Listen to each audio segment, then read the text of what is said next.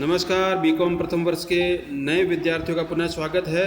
मैंने अपने पिछले वीडियो में आपको ईएफएम ग्रुप के पहले पेपर के सिलेबस के बारे में बताया था, जिसकी हमने विस्तृत चर्चा की थी। आज मैं ईएफएम ग्रुप के दूसरे पेपर के बारे में बताऊंगा, ताकि आपके दिमाग में ये क्लियर रहे कि हमारे पेपर कौन से हैं और हमें उनमें क्या पढ़ना है।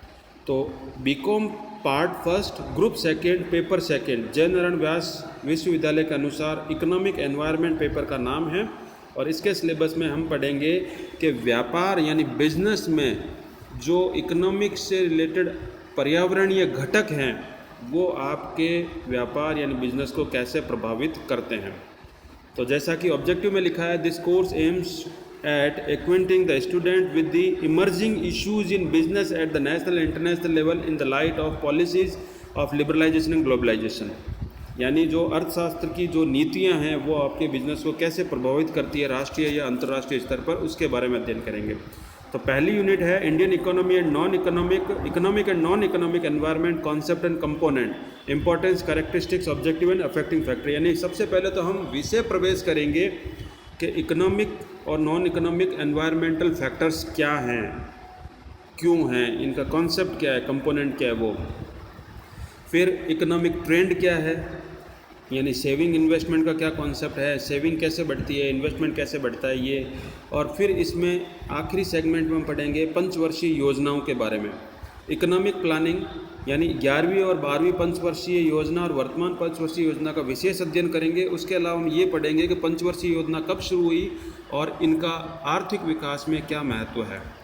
फिर यूनिट सेकंड में हम पढ़ेंगे problem relating to population, unemployment, poverty, regional imbalance and parallel economy. यानी जो यूनिट 2 है वो बात करेगी पॉपुलेशन और पॉपुलेशन से संबंधित होने वाली समस्याओं के बारे में, जैसे बेरोजगारी या गरीबी और क्षेत्रीय विषमताओं के बारे में।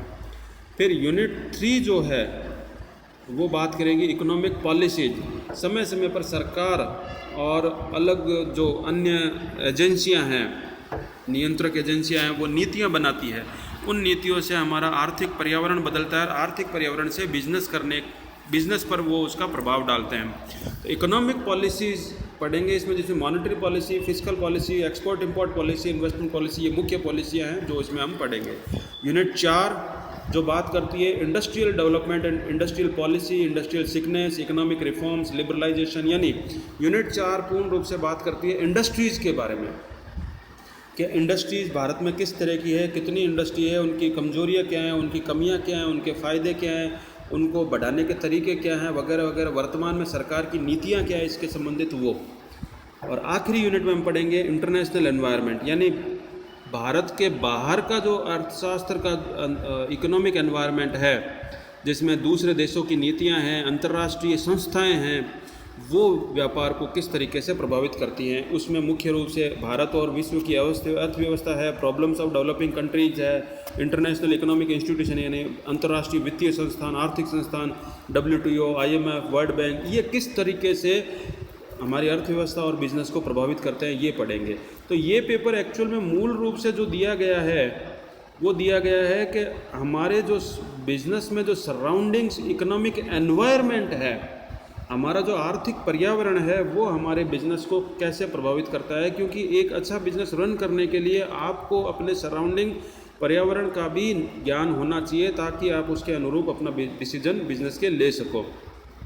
आखिर में इससे रिलेटेड जो रीडिंग मटेरियल है, जो इससे संबंधित किताबें हैं अच्छी, वो आप सजेस्ट कर सकते हैं, देख सकते हैं, पढ़ सकते हैं।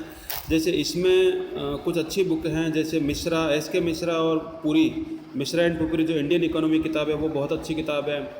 दत्त एंड सुंदरम है, ये अच्छी किताब है। फिर ये माथुर BL है, ये अच्छी किताबें हैं। तो ये आप और पढ़ने के लिए कर सकते हैं। तो हम इसी यूनिट में अगले वीडियो में मैं इसके बारे में अब विधिवत अपन पढ़ना शुरू करेंगे, यूनिट वाइज पढ़ना शुरू करेंगे, पहला टॉपिक उठाएंगे। तब तक साथ में बने रहिए और वीडियो लगातार देखते रहें और क्वेरी पूछते रहें। फिर मिलेंगे।